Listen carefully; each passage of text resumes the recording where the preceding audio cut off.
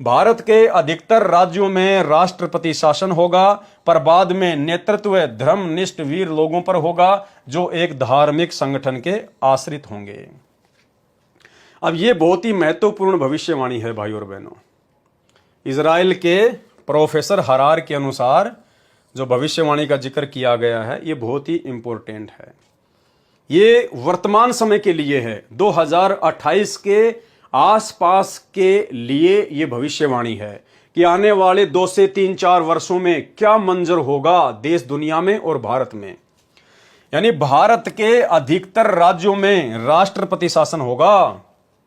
ये 2025, 26, 27, 28 भारत के अधिकतर राज्यों में यानी 16 से अधिक स्टेट में, राज्यों में राष्ट्रपति शासन लागू हो जाएगा, आपातकाल घोषित हो जाएगा, आर्मी शासन लागू हो जाएगा। इतनी उग्र परिस्थितियां भारत की आने वाले 2 से 3 वर्षों में बिगड़ेंगी, क्योंकि 2028 युग परिवर्तन का समय सतगुरु रामपाल जी भगवान ने स्वयं ही निर्धारित किया हुआ है।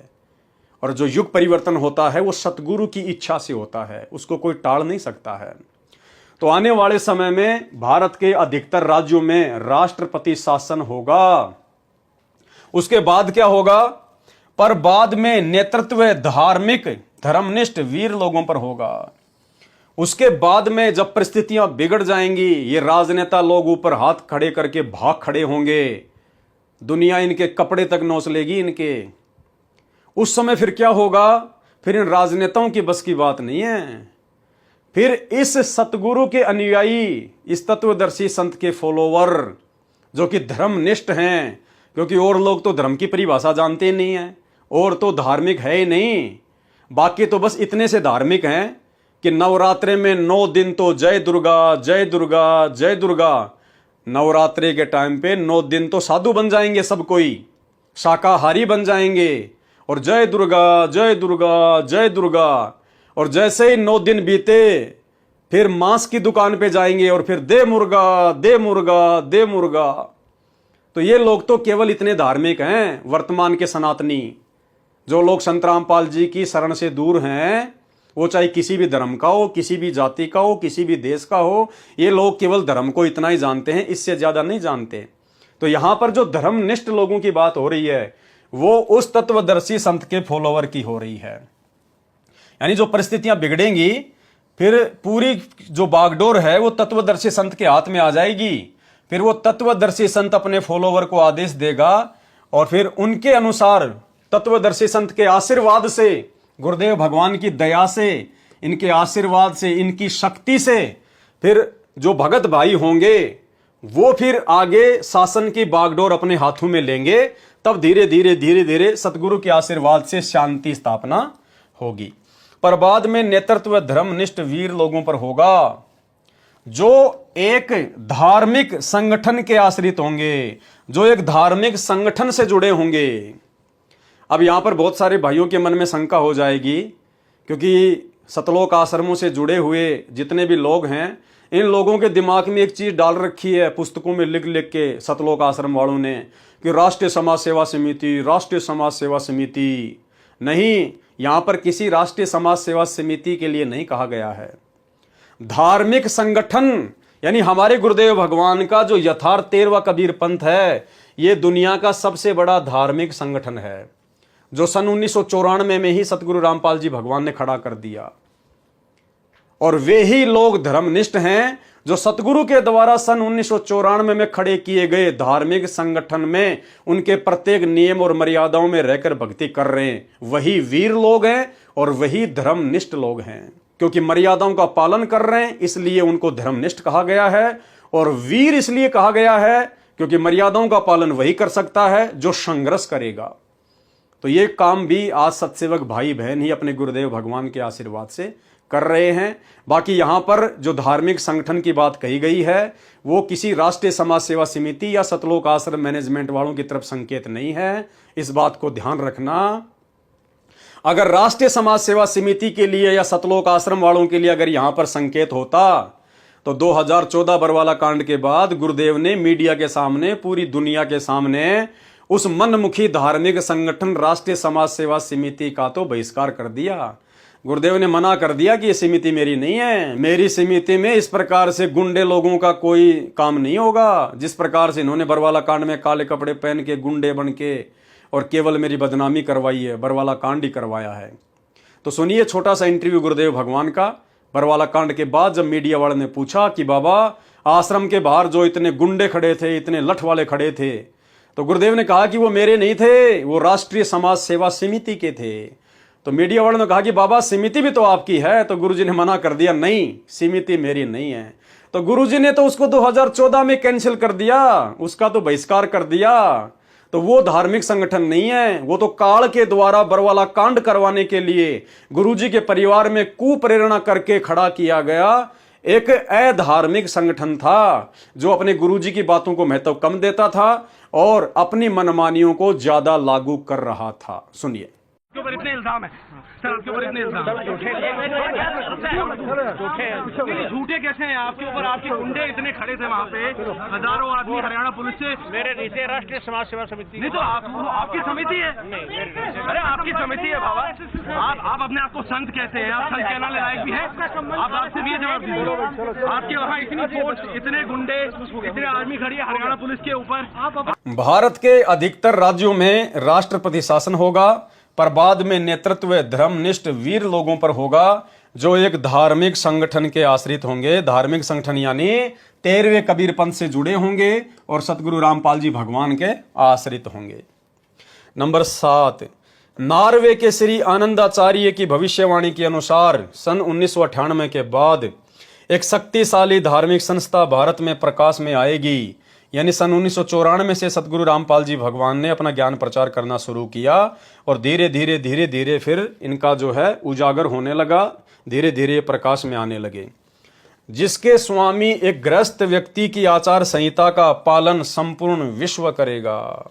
यानी परमेश्वर ने जो एक गृहस्थ व्यक्ति की भूमिका निभाई है आप और हमें अध्यात्म समझाने के लिए, जो एक कलयुगी जो परिवार की भूमिका निभाई है, उनकी आचार संहिता को, उनके विचारों को पूरा विश्व मानेगा, पूरा विश्व उसका पालन करेगा। धीरे धीरे भारत औद्योगिक, धार्मिक और आर्थिक दृष्टि से विश्व का नेतृत्व करेगा। ये थोड़ा ठीक नहीं है भाई और बहनों यहाँ पर कि धीरे धीरे भारत औद्योगिक, धार्मिक और आर्थिक दृष्टि से विश्व का नेतृत्व करेगा, क्योंकि कबीर सागर का जो सरलार्थ लिखा हुआ है उसमें परमात्मा ने इन बातों को रिजेक्ट किया हुआ है कि आने वाले समय में जो युग परिवर्तन का समय आ रहा है, उस समय ज्यादातर जो वैज्ञानिक उन्नति है, बड़े बड़े कारखाने हैं, उद्योग हैं, फैक्ट्रियां हैं, इन सबको नष्ट कर दिया जाएगा। एक दूसरे देशों के माध्यम से ही इन सबको नष्ट कर दिया जाएगा। और 2028 के बाद में जब सतगुरु रामपाल जी भगवान का साम्राज्य होगा, इनका शासन होगा पूरे विश्व में, उसके बाद में कबीर सागर के सरलार्थ में जो आगे आपको पढ़ाएंगे फिर कभी, तो उसमें गुरुदेव ने स्पष्ट अपने कर कमलों से लिखा हुआ है कि लोग इस वैज्ञानिक चक्काचौंध के पीछे नहीं दौड़ेंगे। ये बहुत ही सीमित साधन रह जाएंगे, जितने आवश्यक होंगे उतने ही। ये फालतू की गाड़ी, घोड़े वगैरह, ये फालतू की आपको कोई चीज दिखाई नहीं देगी इस प्रकार से दौड़ती हुई। बहुत कम साधन रह जाएंगे और गांव गांव में लघु उद्योग शुरू हो जाएंगे। जो कुटीर उद्योग होते थे पहले छोटे छोटे, जैसे कुम्हार अपने मटके बनाया करता था, मोची जो है लोगों के चप्पल और जूते बनाया करता था, टेलर जो है वो कपड़े बनाया करता था, तो उसी प्रकार से जो आवश्यक वस्तु होंगी हमें भक्ति के लिए, वो परमात्मा छोटे छोटे लघु उद्योग, छोटे छोटे जो कुटीर उद्योग होते हैं, वो गांव गांव में शुरू हो जाएंगे। यानी आदमी ज्यादा महंगी चीजें खरीदना या अपनी जो कमाई होती है वो फालतू में ऐशो आराम की चीजों पे बर्बाद करना, ये सब खत्म हो जाएगी। परमात्मा अच्छा वातावरण बना देगा। सर्दियों में हिसाब से सर्दी पड़ेगी, गर्मियों में हिसाब से गर्मी पड़ेगी, समय पे बरसात हुआ करेगी, मौसम भी बहुत अच्छा हो जाएगा, लोगों के आचार विचार, खान पान सब कुछ शुद्ध हो जाएंगे, तो हमें फालतू की भागा दौड़ से बचने का अवसर प्राप्त होगा। तो यहाँ पर जो कहा जा रहा है लेखक के द्वारा, जो अनुवाद किया गया है नास्त्रदमस की भविष्यवाणी का, कि औद्योगिक स्तर पर भी भारत ही दुनिया का नेतृत्व करेगा, ऐसा नहीं है भाई और बहनों। ये उद्योग धंधे तो ज्यादातर ठप हो जाएंगे, ठप। आने वाले समय में इंसान पैसे को इतना महत्व देगा ही नहीं, सबको ज्ञान हो जाएगा कि कुछ भी लेना देना नहीं है।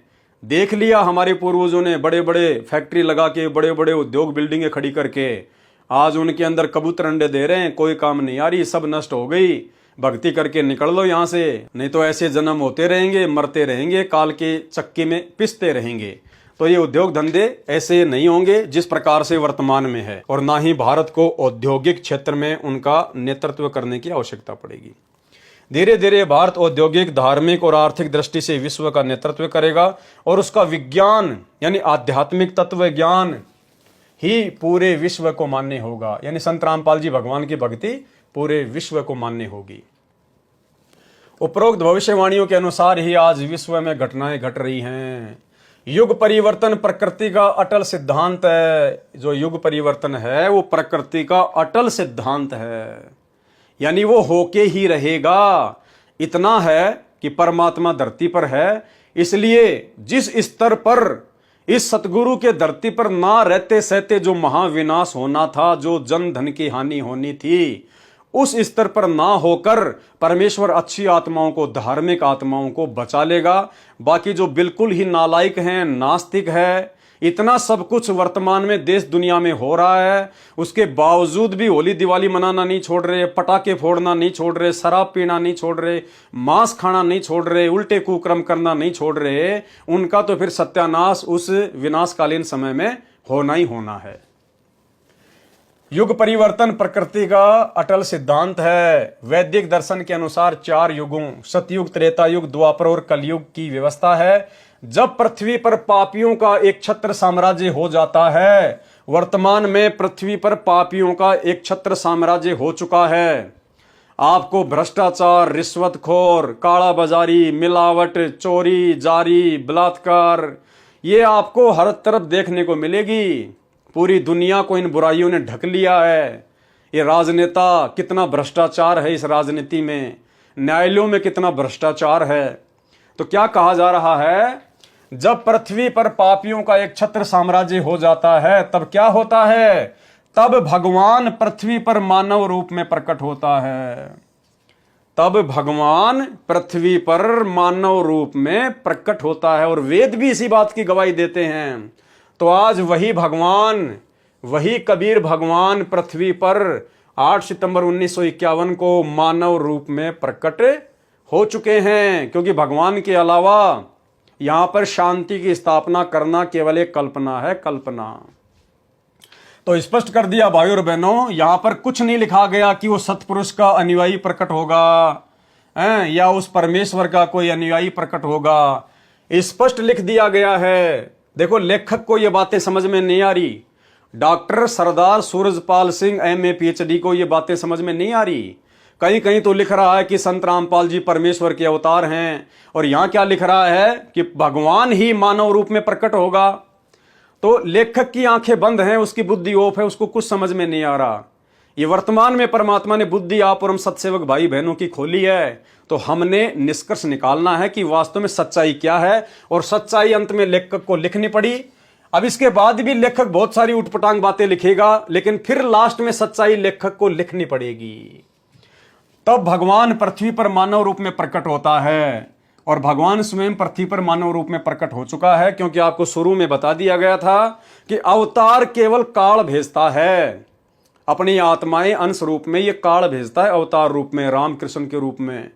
जबकि परमात्मा स्वयं ही अवतरित होता है, धरती पर आता है ऊपर के लोक से चलकर नीचे।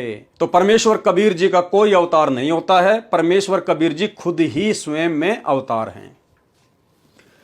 अधिक जानकारी के लिए कृपया पढ़े पुस्तक धरती पर अवतार में संत रामपाल दास जी महाराज के विषय में अनेकानेक भविष्य लेख जो आज सत्य सिद्ध हो रहे हैं।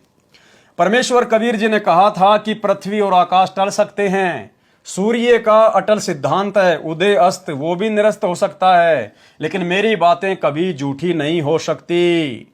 जब कलयुग 5500 वर्ष बीत जाएगा, तब एक महापुरुष जगत का उद्धार करने के लिए आएगा। अब भाई और बहनों, महापुरुष कौन होता है आपको पहले बता दिया। पुरुष तो 21 ब्रह्मांड में सब हैं। पुरुष यानी इंसान, व्यक्ति, और महापुरुष जिसने उन पुरुषों को पैदा किया है वो है महापुरुष। तो एक महापुरुष आएगा। कौन महापुरुष आएगा? वो कबीर परमात्मा खुद ही आएगा। जब आएगा 5505 तब ये वचन मेरा होगा साचा। 5000 और 500 जब कलयुग बीत जाए, महापुरुष फरमान तब जग तारण को आए। तो जग को तारने की हिम्मत किसकी है? जग का उद्धार करने की हिम्मत किसकी है? उस महापुरुष की, कबीर भगवान की। और यहां भी स्पष्ट कर दिया, तब भगवान पृथ्वी पर मानव रूप में प्रकट होता है।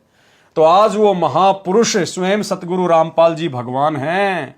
और एक सत्संग में गुरुदेव भगवान ने स्पष्ट कर रखा है, इसी वाणी का हवाला देते हुए कि 5000 और 500 जब कलयुग बीत जाए, महापुरुष फरमान तब जग तारण को आए। और गुरुदेव फिर उसमें हल्का सा संकेत कर रहे हैं कि वो महापुरुष इस दास के लिए कहा गया है। सुनिए सत्संग। जब परमात्मा ने उस समय कहा था 550 वर्ष पहले, 650 वर्ष पहले कि धर्मदास एक ऐसा समय आएगा जो 5505 को मैं बता रहा हूं, उस समय एक ऐसा समय आएगा जो मेरा हंस जाएगा। जो उसमें तो कहा परमात्मा ने कि हम ही जाएंगे गरीबदास वाले पंथ में आगे चल के।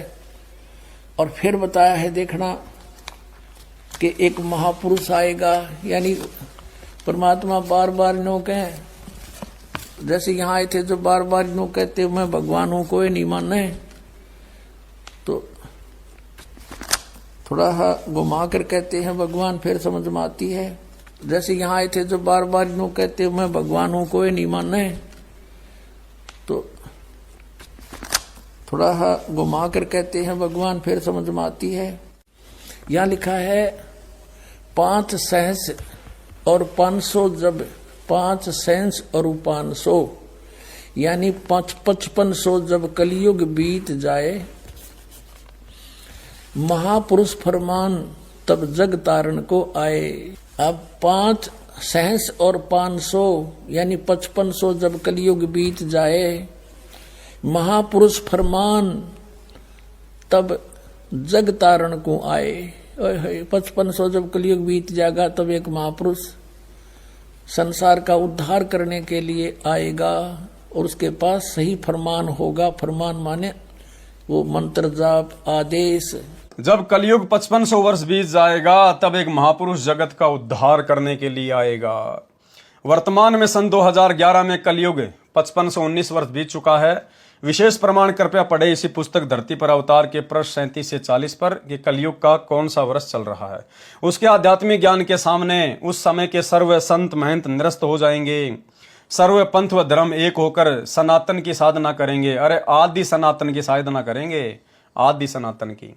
तथा सर्व मेरी परमेश्वर कबीर जी की शरण ग्रहण करेंगे। क्या कहा गया है? तथा सभी, तथा सर्व मेरी, मेरी कौन? कोष्टक में लिखा है परमेश्वर कबीर की शरण ग्रहण करेंगे। अब भाई यदि आप कबीर मानते हो दाढ़ी मूछ वाली उस फोटो को, तो भाई फोटो की शरण हम कैसे ग्रहण कर सकते हैं? कर ही नहीं सकते। अगर किसी की शरण ग्रहण करनी है तो साक्षात आपके सामने प्रकट होना चाहिए। शरण ग्रहण करने का मतलब होता है उनको अपना गुरु धारण करना, उनसे उपदेश लेना, उसको कहते शरण ग्रहण करना। अब भाई अगर आप दाढ़ी मूछ वाले कबीर जी को ही भगवान मानते हैं तो भाई उनकी शरण तो आज किसी ने ग्रहण की नहीं है, और शरण ग्रहण नहीं करेंगे तो उद्धार नहीं होगा। तो क्या फायदा फिर भक्ति का? तो आज हम शरण किसकी ग्रहण कर रहे हैं? सतगुरु रामपाल जी की। तो सतगुरु रामपाल जी स्वयं ही कबीर भगवान है, क्योंकि यहां पर लिख दिया कि परमेश्वर कबीर जी की शरण ग्रहण करेंगे। तो भाई कबीर परमेश्वर खुद सतगुरु रामपाल जी हैं, जिनकी आज हम लाखों लोगों ने शरण ग्रहण की है। शरण ग्रहण करने का मतलब है जिनको अपना गुरु धारण करना, जिनसे उपदेश लेना, नाम दीक्षा लेना, उसको कहते हैं शरण में आना। कागज की फोटो का आगे माथा टेकना कोई शरण में आना नहीं होता है। तो स्पष्ट कर दिया यहां पर कि वो कबीर परमात्मा जिसकी लोग शरण ग्रहण करेंगे वो सतगुरु रामपाल जी स्वयं ही है। तथा सर्व मेरी परमेश्वर कबीर जी की शरण ग्रहण करेंगे। जो मेरी शरण ग्रहण करेंगे तथा सतनाम सच्चे नाम की भक्ति करके सतलोक में चले जाएंगे तथा पूर्ण मोक्ष प्राप्त करेंगे। वर्तमान में वह महापुरुष संत रामपाल दास जी महाराज। अब देखो लेखक खुद ही लिख रहा है, अब लेखक खुद ही लिख रहा है कि वो महापुरुष कौन है। दुनिया जिसकी शरण में आएगी, जिसके सच्चे नाम की साधना करेगी और फिर सतलोक चली जाएगी। वो कौन है? लेखक खुद लिख रहा है कि वो महापुरुष संत रामपाल जी हैं। और शरण दुनिया किसकी ग्रहण करेगी? यहां साफ लिख रखा है, तथा सर्व मेरी, कोष्टक में लिख दिया, कबीर परमेश्वर जी की शरण ग्रहण करेंगे। और फिर क्या कहा जा रहा आगे? वर्तमान में वह महापुरुष संत रामपाल दास जी महाराज है। तो लेखक को तो इस बात का नहीं पता है वो क्या लिख रहा है, लेकिन भाई और बहनों, आप और हमारी तो बुद्धि सतगुरु रामपाल जी भगवान ने खोल रखी है, इसलिए हमने तो निष्कर्ष निकालना है। तो लेखक के अनुसार जिस कबीर परमेश्वर की शरण पूरी दुनिया ग्रहण करेगी और जिसके सच्चे नाम सतनाम की साधना करेगी, सतलोक चली जाएगी, वो महापुरुष कौन है? संत रामपाल दास जी महाराज। इनके अनुसार तो कौन हुए फिर संत रामपाल जी महाराज? स्वयं कबीर भगवान हुए। तथा सर्व मेरी, परमेश्वर कबीर जी की शरण ग्रहण करेंगे, जो मेरी शरण ग्रहण करेंगे तथा सतनाम सच्चे नाम की भक्ति करके सतलोक में चले जाएंगे तथा पूर्ण मोक्ष प्राप्त करेंगे। वर्तमान में वह महापुरुष संत रामपाल दास जी महाराज है। सच्चाई लेखक को लिखनी पड़ी।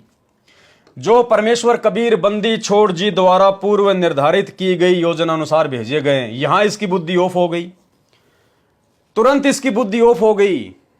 अब देख लो भाई और बहनों, ऊपर तो लिख रहा है कि जिसकी शरण ग्रहण की जाएगी वो महापुरुष कौन होगा? कबीर होगा। देखो ध्यान से पढ़ना, जब कलयुग 5500 वर्ष बीत जाएगा तब एक महापुरुष जगत का उद्धार करने के लिए आएगा। तो कलयुग 5505 वर्ष बीत गया 1997 में, 1994 में संत रामपाल जी आ गए, तो वो महापुरुष कौन हुआ? संत रामपाल जी हुए। आपने गुरु जी के मुख से भी सुन लिया कि वो महापुरुष ये दास है। तो महापुरुष कौन हुआ? संत रामपाल जी। अब वो महापुरुष कौन होगा? लेखक स्वयं लिख रहा है, तथा सर्व मेरी, परमेश्वर कबीर जी की शरण ग्रहण करेंगे, यानी शरण ग्रहण की जाएगी उस महापुरुष की। तो शरण ग्रहण यहां पे हुई किसकी? परमेश्वर कबीर जी की। फिर लेखक लिख रहा है वो कौन होगा? वह महापुरुष संत रामपाल दास जी महाराज है। हो गया क्लियर?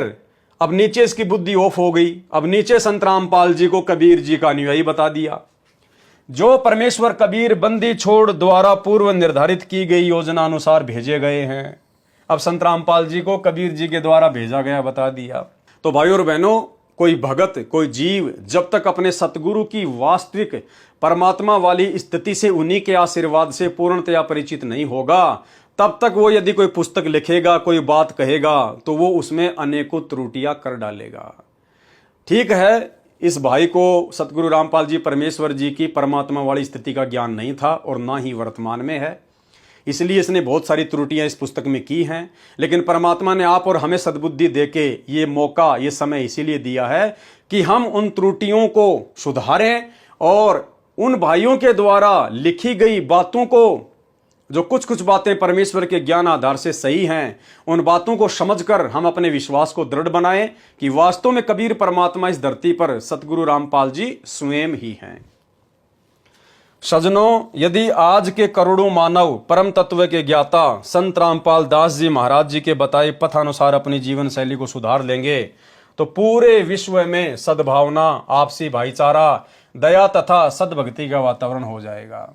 जबकि भाई और बहनों, सतलोक आश्रम मैनेजमेंट हरियाणा, गुरुदेव का कलयुगी परिवार स्टेट कोऑर्डिनेटर, इन लोगों में बिल्कुल भी सद्भावना नहीं है, इनमें बिल्कुल भी आपसी भाईचारा नहीं है, और अपने गुरु भाई बहनों को लठों से मारते हैं, अपने गुरु भाई बहनों के ऊपर मुकदमे करवा रहे हैं। उनमें कहां से भाईचारा हो जाएगा? कोई इनके अंदर ये दया नहीं है, लठों से मारते हैं अपने भाइयों को, उनमें दया कहां से आ जाएगी? वर्तमान का मानव बुद्धिजीवी है, इसलिए संत के विचारों को अवश्य स्वीकार करेगा तथा धन्य होगा। वह संत है जगत गुरु तत्वदर्शी संत रामपाल जी महाराज। अब लेखक को पता होना चाहिए कि जगत गुरु कौन होता है। इन्होंने सतगुरु रामपाल जी के नाम से पहले जगत गुरु लिखा है, जबकि पीछे बहुत सारी जगह इन्होंने कबीर जी का अनुयायी बताया संत रामपाल जी को। तो लेखक को भी ये क्लियर नहीं है, बुद्धि ऑफ है कि संत रामपाल जी खुद ही कबीर हैं या कबीर के भेजे हुए अनुयायी हैं। अब यहां पर संत रामपाल जी के नाम से पहले लिखा है जगत गुरु। अब लेखक को ज्ञान होना चाहिए कि जगत गुरु कौन है। अरे जगत गुरु तो परमात्मा कबीर जी होता है, उनके अलावा तो जगत को कोई ज्ञान दे ही नहीं सकता। उसको पूरे विश्व की भाषाओं का ज्ञान ही नहीं है, वो ऐसा कोई तरीका अपना ही नहीं सकता स्वयं उस कबीर भगवान के अलावा। और परमेश्वर जी ने क्या कहा कि जाति हमारी जगत गुरु और परमेश्वर है पंथ, और गरीब दास लिखत पड़े मेरा नाम निरंजन कंत। कबीर परमेश्वर कहते हैं कि जाति हमारी जगत गुरु। कबीर भगवान कह रहे हैं कि भैया जगत गुरु मेरी जाति है। जब पंडित रामानंद जी ने 650 साल पहले 5 वर्ष की आयु में लीला कर रहे कबीर परमात्मा से पूछा कि ये बालक तेरी जाति क्या है, तो गरीबदास जी ने अपनी वाणी में लिखा है, कबीर परमेश्वर ने कहा कि जाति हमारी जगत गुरु। कौन कह रहा है ये बात? 650 साल पहले कबीर भगवान जो 5 वर्ष की आयु में लीला कर रहे थे। तो जगत गुरु किसकी जाति है? जगत गुरु तो एक ही हो सकता है पूरी सृष्टि में, केवल कबीर भगवान। तो यहां लेखक संत रामपाल जी के नाम के आगे जगत गुरु लिख रहा है। इसका मतलब संत रामपाल जी कौन हुए? परमेश्वर, कबीर जी, कबीर भगवान, जगत गुरु तत्वदर्शी संत रामपाल जी महाराज। हे भोले मानव कुछ विचार कर। हे भोले मानव, इस पुस्तक के लेखक आप भी कुछ विचार करो भाई। संत रामपाल दास जी महाराज आपके उद्धार के लिए कितना संघर्ष कर रहे हैं। आप किन्हीं स्वार्थियों के द्वारा फैलाई गई झूठी अफवाहों के कारण उन्हें गालियां दे रहे हो, बुरा भला कह रहे हो, पाप के भागी हो रहे हो और अपना अनमोल मानव जीवन नष्ट कर रहे हो। संत रामपाल जी महाराज आपके लिए अमृत रूपी आध्यात्मिक ज्ञान की वर्षा कर रहे हैं, जिसे खोजने से भी मानव प्राप्त नहीं कर सकता। परमेश्वर की खोज युगों युगों से चली आ रही है। अधिकतर भगत समाज इस निर्णय पर पहुंचा है कि परमेश्वर निराकार है। समाधि अभ्यास करने वालों ने बताया है कि परमेश्वर का प्रकाश देखा जाता है। अधिकतर गुरुजन यही बताते हैं कि परमेश्वर निराकार है, जबकि सर्व धर्मों के सदग्रंथ स्पष्ट बता रहे हैं कि परमात्मा साकार है, वह मनुष्य सदृश्य है, ऊपर प्रकाशमान अमरलोक में रहता है, वहां से चलकर यहां आता है, नेक आत्माओं को मिलता है। अब बताओ, अर्थात वहां से चलकर परमात्मा आता है, अपने नेक आत्माओं को मिलता है। यानी ये नहीं लिखा गया कि परमात्मा वहां से अपनी आत्माओं को भेजता है, अपने अंश अवतार भेजता है और यहां आकर अच्छी आत्माओं को मिलता है, क्योंकि परमेश्वर समर्थ है। समर्थ का काम उसी को साजे और करे तो मूर्ख बाजे। सतलोक में रहने वाली आत्मा भी जीव हैं उस परमेश्वर के आगे, और आप और हम भी जीव हैं, और जीव जीव को पार नहीं कर सकता, इसलिए परमात्मा स्वयं ही अवतार रूप में आता है, वहां से चलकर यहां आता है, नेक आत्माओं को मिलता है। प्रत्येक धर्म के व्यक्ति तथा गुरुजन अपने अपने सदग्रंथों को सत्य मानते हैं कि परमात्मा की यथार्थ स्थिति तथा प्राप्ति विधि इन पवित्र सदग्रंथों में वर्णित है। फिर यह विरोधाभास किस कारण से है, वास्तविकता क्या है, वह इस पवित्र पुस्तक धरती पर अवतार से स्पष्ट हो जाएगा। इस पुस्तक में बहुत से संतों के विचार लिखे हैं। संत रामपाल दास जी महाराज के प्रवचनों का भी कुछ अंश लिखा गया है तथा कुछ भविष्यवाणियां भी लिखी हैं जो शुभ संकेत देती हैं, जो धरती पर अवतार आने वाले एक महापुरुष के विषय में लिखी गई है। एक विशेष रहस्यमयी अमरवाणी जय गुरुदेव पंथ मथुरा के प्रवर्तक कहे जाने वाले संत तुलसीदास जी ने 28 अगस्त 1971 को अपने अमृत वचनों में कही, जो शाकाहारी पत्रिका में छपी, कि उस महापुरुष का जन्म भारतवर्ष के एक छोटे से गांव में हो चुका है। यानी सतगुरु रामपाल जी परमेश्वर जी की तरफ संकेत है कि भारत के एक छोटे से गांव में जन्म हो चुका है। अब देखो भाई और बहनों, ये जो भविष्य वक्ता होते हैं ये कोई भगवान नहीं है, कोई परमात्मा नहीं है। इनको भी नहीं पता कि परमात्मा स्वयं प्रकट होता है या वो जन्म लेता है, नहीं। उसके विषय में भी यजुर्वेद अध्याय 40 मंत्र 10 में बताया गुरुदेव भगवान ने कि कोई तो कहता है कि वो जन्म लेता है, कोई कहता वो जन्म नहीं लेता। तो कहते हैं उसकी भी वास्तविक जानकारी वो धीरा नाम संत ही बताएगा, वो तत्वदर्शी संत ही बताएगा। तो सतगुरु रामपाल जी भगवान ने आज हमें आके बताया कि परमेश्वर कभी भी माँ के गर्भ से जन्म नहीं लेता। ना सतगुरु जननी जने जाके माना बाप, पिंड ब्रह्मंड से रहित है नाम आती नो ताप। तो चाहे जय गुरुदेव हो, चाहे अन्य भविष्य वक्ता हो, उनको भी केवल परमात्मा की स्थिति का इतना ही ज्ञान है, आधा अधूरा। उस महापुरुष का जन्म भारतवर्ष के छोटे से गांव में हो चुका है। वह व्यक्ति मानव इतिहास का सबसे बड़ा व्यक्ति बनेगा। वह महापुरुष नया विधान बनाएगा, यानी नया संविधान बनाएगा, नए नियम बनाएगा। वह विश्व के संपूर्ण देशों पर लागू होगा। उसका एक झंडा होगा, उसकी एक भाषा होगी। इसके पश्चात श्री तुलसीदास जी से श्रद्धालुओं ने पूछना चाहा कि वह व्यक्ति जिसका जन्म अपने देश में हो चुका है वह कहाँ है, उसका पता भी बताओ। तब 7 सितंबर 1971 को जय गुरुदेव पंथ के मुखिया श्री तुलसीदास जी ने अपने अमृत वचनों में फिर कहा कि वह अवतार जिसकी लोग प्रतीक्षा कर रहे हैं, वह अवतार जिसकी लोग प्रतीक्षा कर रहे हैं। आज 7 सितंबर 1971 को 20 वर्ष का हो चुका है। यदि उसका पता बता दूं तो लोग उसके पीछे पड़ जाएंगे। समय आने पर सबको अपने आप पता चल जाएगा। सजनों, जय गुरुदेव पंथ के मुखिया ने तो वर्तमान वाणी तथा भविष्यवाणी दोनों ही कह दी है। संत रामपाल दास जी का जन्म 8 सितंबर 1951 को भारतवर्ष के एक छोटे से गांव धनाना, जिला सोनीपत, हरियाणा, भारत देश में एक जाट किसान परिवार में हुआ। 7 सितंबर 1971 को 20 वर्ष पूरे करके 8 सितंबर 1971 को 21वें वर्ष में कदम रखा। इसलिए वे महापुरुष धरती पर अवतार संत रामपाल दास जी महाराज हैं। अब ये परमात्मा जी का ये पैन कार्ड है, इनकम टैक्स डिपार्टमेंट वाला, आयकर विभाग का, और ये हमारे पूज्य गुरुदेव भगवान का स्वरूप है। ये गुरुदेव भगवान के पैन कार्ड नंबर हैं BC0PP9342P। ये गुरुदेव भगवान के ओरिजिनल सिग्नेचर हैं और ये नाम लिखा हुआ है संत रामपाल नंदराम, और ये डेट ऑफ बर्थ है भाई और बहनों। ये यहाँ के डॉक्यूमेंट्स के अनुसार परमात्मा का डेट ऑफ बर्थ है और आध्यात्मिक दृष्टि से ये परमात्मा का वो प्रकट दिवस है 8/9/1951, यानी 8 सितंबर 1951, जो कि जय गुरुदेव पंथ के प्रवर्तक श्री तुलसीदास जी जो कि शरीर छोड़कर जा चुके हैं, ये उनकी भविष्यवाणी पर एकदम खरी उतरती है। और उनकी भविष्यवाणी के अनुसार आज पूरे विश्व में कोई भी ऐसा साधु संत महात्मा नहीं है जो 7 सितंबर 1971 को पूरे 20 वर्ष का हो जाता है। केवल सतगुरु रामपाल जी परमेश्वर हैं। तो ये हमारे विश्वास के लिए काफ़ी है, जिसका जिक्र गुरुदेव ने भी कई बार अपने सत्संगों में किया है। परमात्मा सतलोक में रहता है, वहां से चलकर सहशरीर यहाँ पृथ्वी पर आता है। यानी परमात्मा सहशरीर आता है, जन्म नहीं लेता है, किसी को भेजता नहीं है। जब परमात्मा पृथ्वी पर अवतरित होता है, अवतरित यानी स्वयं ही अवतार रूप में आता है, उस समय अपने रूप को सरल कर लेता है, अर्थात हल्का तेज युक्त कर लेता है। क्योंकि परमेश्वर जी का शतलोक में जो नूरी रूप है वो कितना तेजोमय है। गुरुदेव ने हमें बताया कि 3.5 करोड़ रोमकूप होते हैं इस मनुष्य बॉडी के अंदर।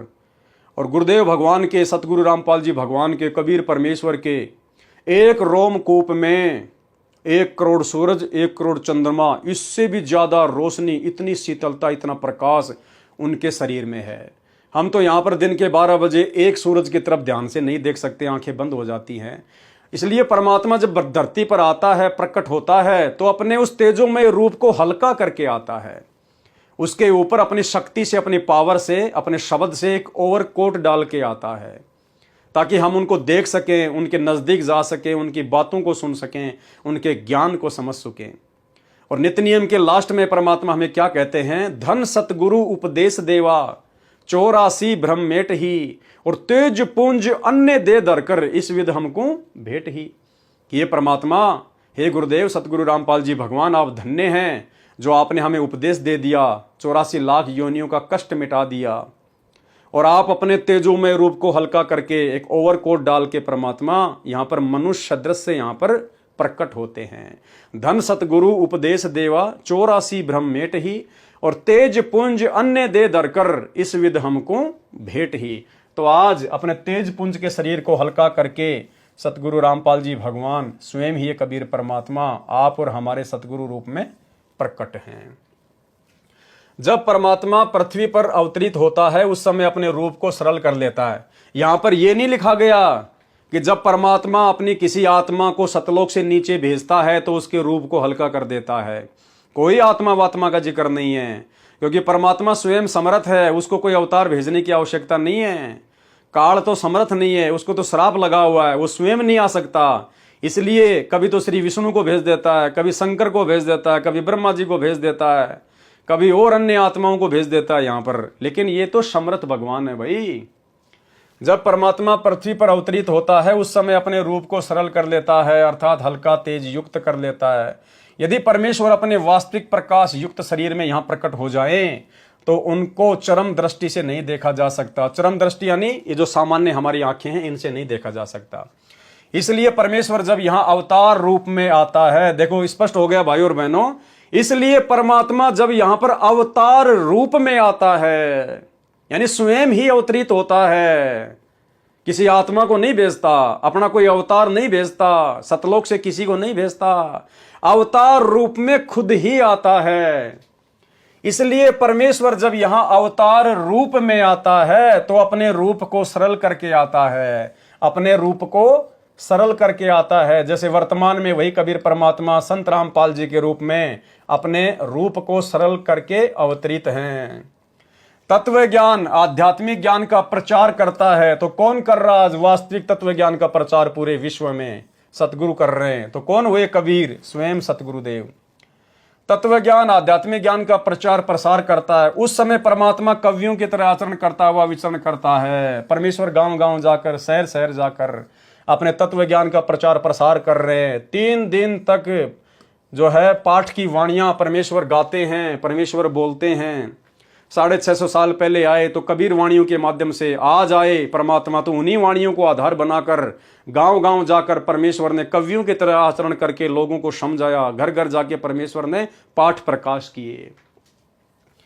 कृपया देखें महर्षि दयानंद व उनके भक्तों द्वारा दिए गए वेद मंत्रों के अनुवाद की फोटोकॉपियां, जिनमें उन्हीं के कर कमलों से लिखा गया है कि परमात्मा राजा के समान दर्शनीय है, धूलोक के 3रे पृष्ठ पर विराजमान है। ऋग्वेद मंडल नंबर 9 सूक्त 86 मंत्र 26-27, ऋग्वेद मंडल नंबर 9 सूक्त 82 मंत्र 1-2-3, ऋग्वेद मंडल नंबर 9 सूक्त 1 मंत्र 8-9 तथा अन्य मंत्रों में परमात्मा को साकार तथा एक देशीय कहा है। कृपया प्रमाण के लिए देखें फोटोकॉपी। उपरोक्त वेद मंत्रों की इसी पुस्तक धरती पर अवतार के पृष्ठ 65 से 70 पर। पवित्र वेदों श्रीमद् भगवद गीता, पवित्र पुराणों, पवित्र श्री गुरु ग्रंथ साहिब, पवित्र बाइबल, पवित्र कुरान शरीफ तथा अन्य आध्यात्मिक साहित्य को जैसे संत रामपाल दास जी महाराज ने जाना व समझा है, यह जन साधारण का काम नहीं है। क्या कह रहा लेखक कि जिस प्रकार से पवित्र वेदों को, पवित्र गीता को, अन्य धर्म ग्रंथों को संत रामपाल जी ने समझाया है और समझा है, ये किसी जन साधारण के बस की बात नहीं है। अब भाई 21 ब्रह्मांड में तो सब जन साधारण ही हैं, सब जीव हैं। तो अगर जन साधारण के बस की बात नहीं है, जीव के बस की बात नहीं है, तो फिर कौन हुए संत रामपाल जी, जिन्होंने सभी धर्म ग्रंथों का नींबू की तरह निचोड़ निकाल के रख दिया है। स्वयं ये कबीर भगवान हैं। ये जन साधारण का काम नहीं है। इनके आध्यात्मिक ज्ञान से स्पष्ट है कि ये सामान्य व्यक्ति नहीं। क्या लिख रहा है लेखक कि ये सामान्य व्यक्ति नहीं है। ऐसे लक्षण अवतारी शक्तियों के ही होते हैं। इस पुस्तक में आप पढ़कर आश्चर्यचकित हो जाएंगे कि प्रत्येक सदग्रंथ का निष्कर्ष निकालकर अन्य संतों, महंतों तथा महर्षियों को किस प्रकार निर्णायक तरीके से बेनकाब किया है। अवतारी शक्ति का एक विशेष प्रमाण आपके समक्ष ये भी है कि संत रामपाल दास जी महाराज संस्कृत नहीं पढ़े हैं, फिर भी श्रीमद् भगवद गीता का यथार्थ अनुवाद करके गहरी नजर गीता में पुस्तक की रचना की है। उस अनुवाद को अन्य अनुवादकर्ताओं से जांच करके देखने से स्वतः सिद्ध हो जाता है कि संत रामपाल दास जी महाराज स्वयं परमेश्वर कबीर साहिब जी ही धरती पर अवतार के रूप में अवतरित हुए हैं। अब भाइयों और बहनों, इस लेखक का कोई सिर पैर नहीं है। इस लेखक का कोई सिर पैर नहीं है, बुद्धि ऑफ है। मान बढ़ाई में आके पुस्तक तो लिख दी, संत रामपाल जी की अन्य पुस्तकों से ज्ञान निकाल के, सत्संगों से ले लेके, डॉक्टर सरदार सूरजपाल सिंह MA PhD। अब कहीं कहीं तो क्या लिख रहा है कि संत रामपाल जी कबीर जी के भेजे गए अवतार हैं, संत रामपाल जी सत्य पुरुष के अनुयायी हैं। और यहां क्या लिख रहा है स्पष्ट रूप से कि संत रामपाल दास जी महाराज स्वयं परमेश्वर कबीर साहिब जी ही धरती पर अवतार के रूप में अवतरित हुए हैं। यानी संत रामपाल जी खुद ही कबीर परमात्मा हैं और ये खुद ही अवतार धारण करके पृथ्वी पर उतरे हुए हैं। और बीच बीच में लिख रहा है कि संत रामपाल जी को कबीर जी ने भेजा है। तो भाइयों और बहनों, ये दोगली सी बातें हैं। आप और हमने केवल निर्णायक ज्ञान को ही अपने अंदर समाहित करना है, क्योंकि परमात्मा कहते हैं चोर चुरावे तूमड़ी गाडे पानी में, वो गाडे व ऊपर आवे सच्चाई छानी ना। तो काल चाहे इन काल प्रेरित भक्तों के द्वारा कितनी पुस्तकें क्यों ना लिखवा दे, कुछ भी मिलावट क्यों ना करवा दे, सच्चाई भी परमात्मा उसी आत्मा में प्रेरणा करके लिखवाई देता है। तो सतगुरु रामपाल जी भगवान ने सच्चाई भी लिखवा दी कि कबीर परमात्मा के रूप में संत रामपाल जी खुद ही अवतरित हैं। इस भाई को लिखना पड़ा कि संत रामपाल दास जी महाराज स्वयं परमेश्वर कबीर साहिब जी ही धरती पर अवतार के रूप में अवतरित हैं। लेकिन ये लोग मानते नहीं है संत रामपाल जी को, कबीर परमात्मा नहीं मानते। ये लोग संत रामपाल जी को कबीर जी का भेजा गया अवतार ही मानते हैं। अगर ये संत रामपाल जी को ही कबीर जी मानते होते तो पुस्तक तो लिखी गई 2011 में, और आज 2024, कितना टाइम हो गया भाई और बहनों, 13 साल हो गई। आज भी ये लोग संत रामपाल जी को कबीर जी का भेजा गया अवतार ही मान रहे हैं। आज भी ये लोग जून के महीने में उसी दाढ़ी मूंछ वाली कबीर जी की फोटो को भगवान मानकर प्रकट दिवस मनाते हैं, और संत रामपाल जी का 8 सितंबर के दिन अवतरण दिवस के रूप में जन्मदिन मनाते हैं। तो लिख क्या रहे हैं और अपने गुरु जी के साथ में व्यवहार क्या कर रहे हैं? जबकि गुरु जी को तो कबीर परमात्मा मानकर, क्योंकि ये हैं ही कबीर भगवान, और फिर भगवान वाली रिहर्सल इनके साथ में करनी है, तब हम पास हो पाएंगे, नहीं तो फेल हो जाएंगे। क्या कह रहे हैं गुरुदेव सत्संग में कि ये आपकी रिहर्सल है, ये आपकी रिहर्सल है। गुरुदेव ने लोमस ऋषि और कागभूषण वाली आत्मा का इस धरती का प्रकरण सुनाते हुए कि जब वो कागभूषण की आत्मा बैठ के लोगों के बीच में सत्संग कर रहा था, और जब उसके गुरुजी आए, पंडित जी आए, तो कागभूषण खड़ा नहीं हुआ ये सोचकर कि ये लोग क्या सोचेंगे। तो शंकर भगवान की भविष्यवाणी हुई, कहा कि यह नालायक है, दुष्ट, तो अपने गुरुजी का आदर सम्मान नहीं कर सकता, मेरे लोक में आकर भी तू ये गंदगी फैलाएगा, 1 लाख साल के लिए नरक भोग। तो उस प्रकरण का हवाला देते हुए फिर गुरुजी ने बताया कि मम संत मुझे ही जान मेरा ही स्वरूपम। गुरुदेव भगवान कह रहे हैं कि कबीर भगवान कह रहे हैं कि मेरे द्वारा भेजे गए संत को भी मुझ कबीर ही मान लेना, और कबीर मानकर ही उसके साथ में आध्यात्मिक रिहर्सल करनी है। कि अगर कबीर अगर साक्षात आज आ जाता, खैर आ गए, हमें तो पता है, लेकिन गुरुदेव हमें समझाना चाह रहे हैं कि अगर तुम जिसको कबीर मानते हो अपनी नादानी के चलते, दाढ़ी मूंछ वाली फोटो को, अगर वो कबीर भी खुद आ जाता आज, तो उसके साथ तुम कैसा व्यवहार करते, कैसा रिहर्सल करते? क्या उस कबीर के रहते सहते तुम किसी और का प्रकट दिवस मनाते जून के महीने में? कह रहे हैं अपने गुरु जी के साथ में उनको कबीर मानकर वैसी रिहर्सल करनी पड़ेगी, अन्यथा उस परमात्मा के लोक में तुम कबीर नहीं जा सकते। और ये रिहर्सल परमात्मा ने हम सत्सेवकों से शुरू करवाई, आप और हमारा सौभाग्य। तो यहाँ शिव जी भगवान ने क्या, जैसे परमात्मा ने क्या कहा है कबीर जी ने, मम संत, मेरे संत को मुझे ही जान मेरा ही स्वरूपम। मम संत मुझे जान मेरा ही स्वरूपम, मेरे संत को मुझे ही जान लेना, मेरा स्वरूप जानना, और फिर रिहर्सल करना उसके साथ के भगवान के सामने कैसे पेश आना चाहिए, कैसे बोलना चाहिए, और कैसे अपनी रहनी करनी चाहिए। क्योंकि हमने फिर भगवान के सामने भी जाना है, और वहाँ हमने गलती कर दी फिर उल्टे फेर पटक देगा। तो अब भगवान शिव जी ने मन में विचार किया कि निकम्मा ये यहाँ आ गया मेरे लोक में, यहाँ भी न्याय को बद करेगा। जब तू अपने गुरुजी का सत्कार नहीं कर सकता तो मेरा क्या करेगा। भस्मासुर तो पहले दुखी थे, भगवान शिव जी का पता था ये किसा पुजारी था। यानी कहते हैं दूध का जला हुआ फिर लस्सी का भी फूंक मारता है, पहले आगाह हो जाता है, सतर्क हो जाता है। तो इस प्रकार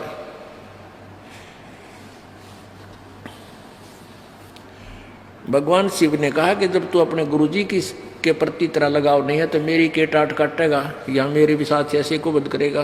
तो श्राप दे दिया कि 1 लाख वर्ष तुझे नरक में रखा जाएगा, नकमी आत्मा, तो गुरुजी का सत्कार नहीं करता।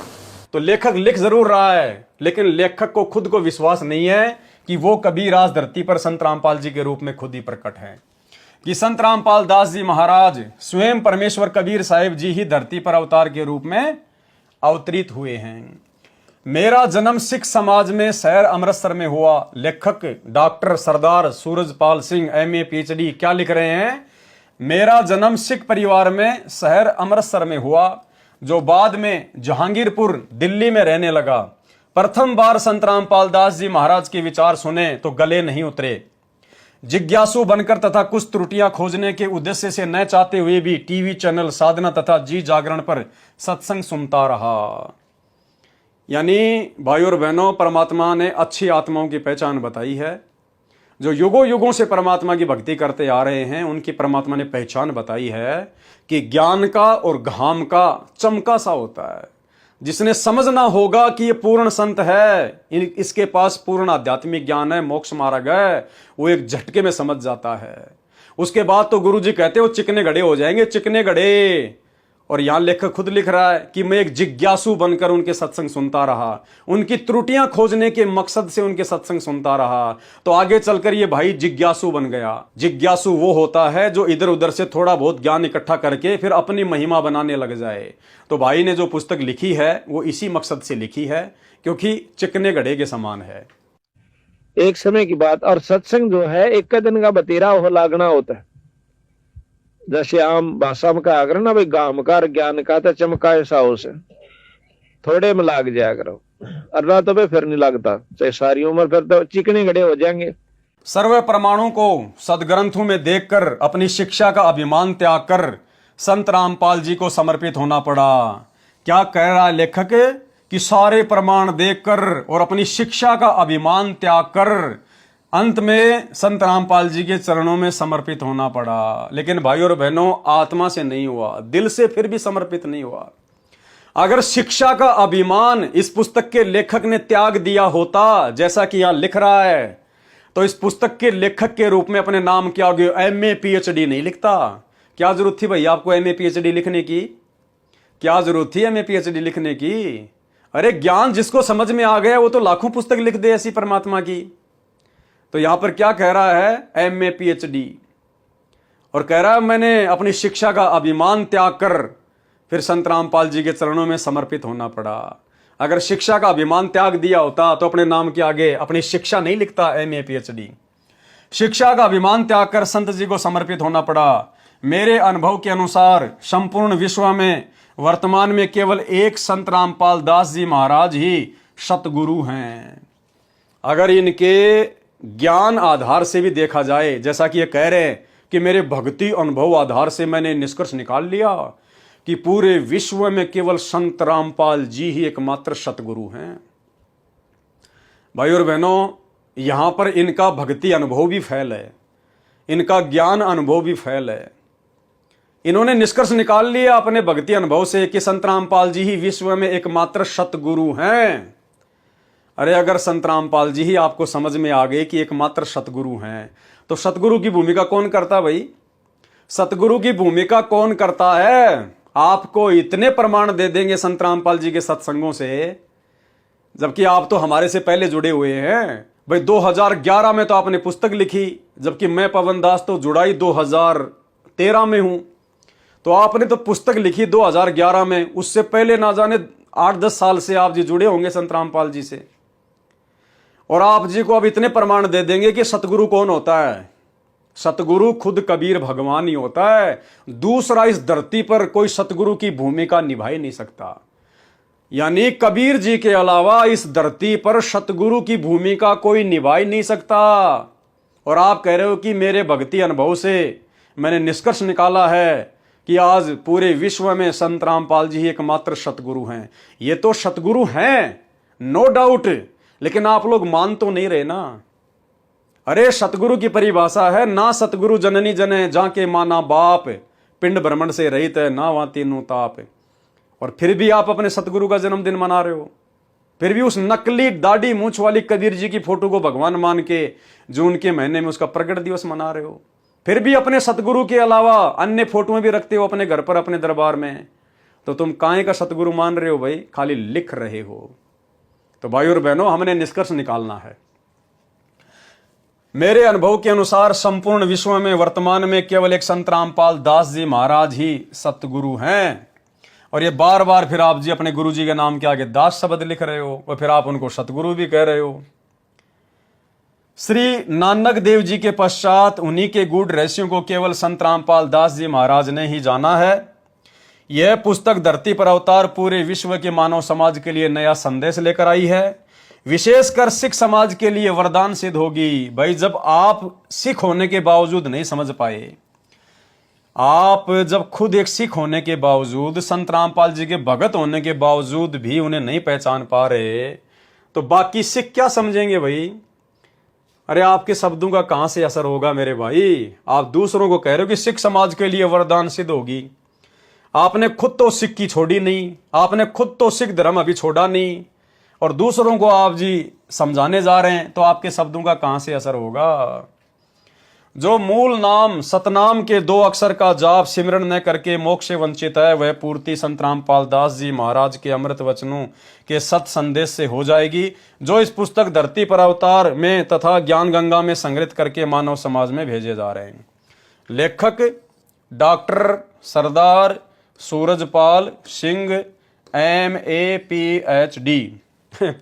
बाद में भी अपनी शिक्षा का हवाला दे दिया, शुरू में दे दिया, फिर बीच में कह रहे हैं मैंने शिक्षा का अभिमान छोड़कर संत रामपाल जी की शरण ग्रहण कर ली, समर्पित हो गया, और फिर बाद में भी डॉक्टर सरदार सूरजपाल सिंह MA PhD बाद में भी शिक्षा का हवाला दे रहा है। और ये सिंह वांग जो लिखते हैं ना भाई और बहनों, अब यही तो कमजोरी है इन आत्माओं की। ये आत्माएं गुरुदेव के सत्संगों को ध्यान से नहीं समझ पाई, नहीं सुन पाई। ये गुरुदेव भगवान को परमात्मा के रूप में देखकर उनके साथ में नहीं रही। और जब तक आप अपने गुरुजी को अपने जैसा मानुष समझोगे, आम व्यक्ति समझोगे, एक सामान्य संत समझोगे और मुंह से बड़ी बड़ी बातें फेंकोगे, आप जी कभी भी इस ज्ञान की गहराइयों में नहीं जा पाओगे। आपके ऊपर कभी भी गुरुजी का वो आशीर्वाद नहीं हो पाएगा। तो गुरुदेव ने कहा कि जो व्यक्ति अपने नाम के आगे सुख की फीत लगाते हैं ना, फलाना सिंह फलाना, ये अपनी जाति अपना गोत्र लगाते हैं, गुरुजी कहते हैं उनको तो 2 टके का ज्ञान नहीं है। जबकि ये भाई साहब तो वर्षों से संत रामपाल जी की संगति करते आ रहे हैं, जिन्होंने धरती पर अवतार नामक पुस्तक लिख दी, तो इनको तो कितना ज्ञान होना चाहिए।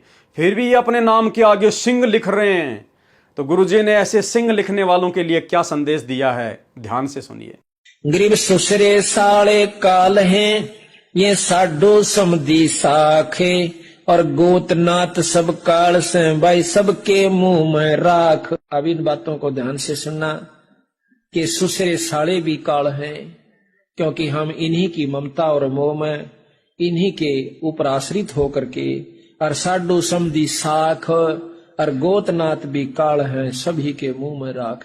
आज हम किसी जाति विशेष से, किसी गोत विशेष की मरोड़ में उसकी बहुत चौधर से उसका पीछा लगाते हैं, फलाना सिंह, और फिर आगे वो गोत लगाते हैं।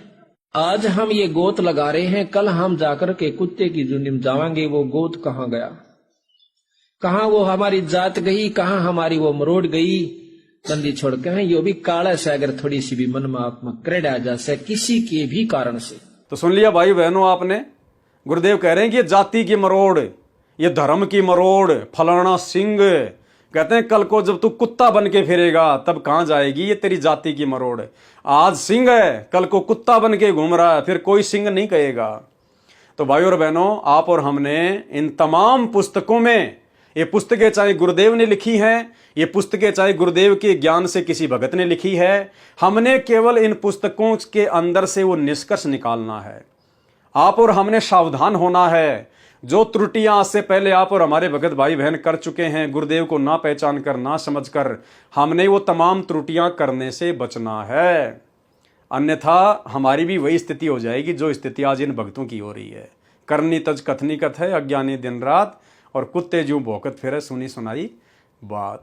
तो बहुत बड़ी दया, बहुत बड़ी मेहर सतगुरु रामपाल जी भगवान की। गुरुदेव भगवान ने आप और हम सभी आत्माओं को समय दिया है अपने विषय में विस्तृत जानकारी इकट्ठा करके समझने के लिए, क्योंकि इनको समझे बिना, इनको पहचाने बिना, इनको परमेश्वर की दृष्टि से देखे बिना हम लाख जन्म भी मोक्ष के अधिकारी नहीं बन सकते। तो परमेश्वर चाहते हैं कि अब मेरे हिसार जेल से लीला पूरी करके, मिशन पूरा करके आने के बाद अगर मोक्ष की प्राप्ति चाहते हो तो मुझे केवल एक संत रूप में देखना बंद कर दीजिए, मुझे एक सामान्य गुरु के रूप में देखना बंद कर दीजिए, मुझे किसी कबीर के द्वारा भेजे गए अनुयायी के रूप में देखना बंद कर दीजिए। अन्यथा ऐसा मौका जो आज उनकी गैर हाजिरी में आप और हमारे को उन्हीं को समझने के लिए प्राप्त हुआ है, जो परमेश्वर ने दिया है, ये मौका फिर इस मनुष्य जन्म में दोबारा नहीं मिलेगा। यानी ऐसी विषम परिस्थितियां गुरुदेव की पहचान करने के लिए जो आज उन्होंने पैदा कर रखी हैं भाई और बहनों, ये परिस्थितियां फिर आगे पैदा नहीं होंगी। आगे तो वैसे ही सुख में समय आ जाएगा, और सुख में तो भाई साहब इंसान भगवान को भूलता है। सुख में इंसान भक्ति को उस तड़प से नहीं कर पाता जो तड़प सतलोक के लिए चाहिए। तो भाई और बहनों, मौका है, परमात्मा ने दया बख्शी है, सबसे बड़ी मेहर, सबसे बड़ी रजा उनकी, अपनी लाखों की करोड़ों की संगत में से केवल हम चंद सत्सेवकों के ऊपर, जो भगवान ने हमें इतनी विस्तृत जानकारी हमारी जरा सी बुद्धि खोल के उपलब्ध करवा दी है। और आज हमें संत रामपाल जी के अंदर गांव धनाना, जिला सोनीपत, हरियाणा के नंदराम के बेटे रामपाल जाट की नहीं दिखाई देती। आज हमें ये पूर्ण परमात्मा कबीर साहिब स्वयंभू अविनाशी परमात्मा दिखाई दे रहे हैं, और हम इनके आशीर्वाद से वही रिहर्सल कर रहे हैं जो स्वयं कबीर जी के साथ में करनी चाहिए।